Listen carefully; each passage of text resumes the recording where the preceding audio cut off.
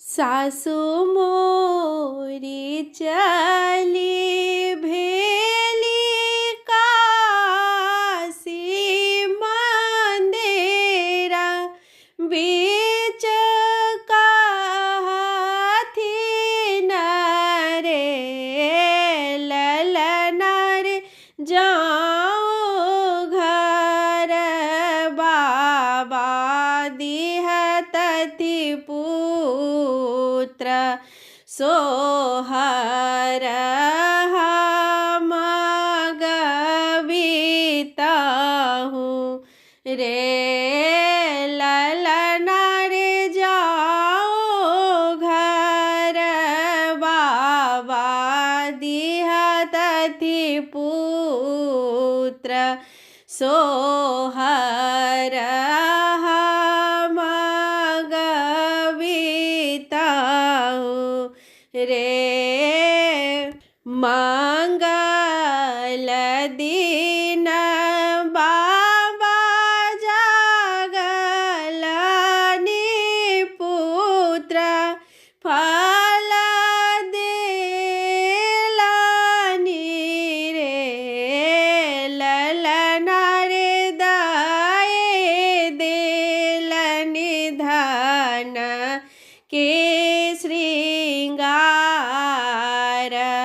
हरसि घर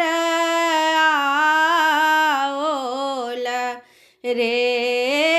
ललना रे दाए देलनि धन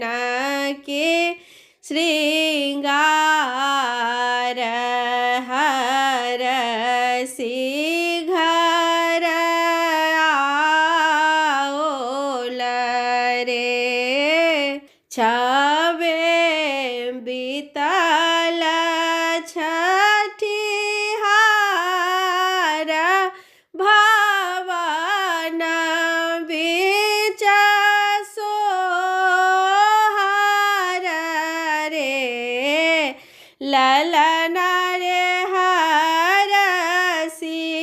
मनाओल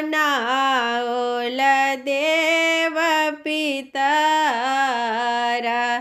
हरसि सोहर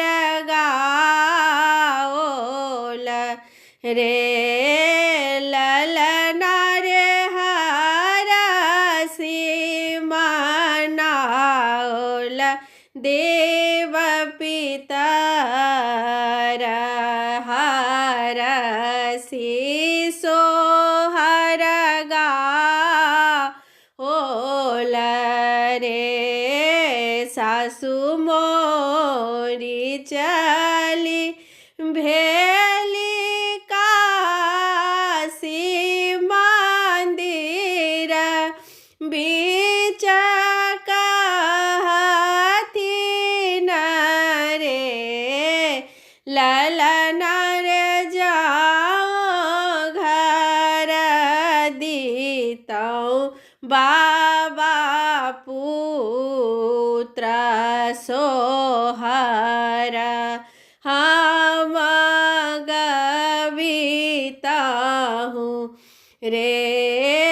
ललना रे जाऊँ घर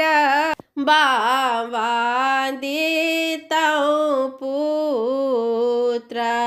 सोहर हम गवितहूँ रे।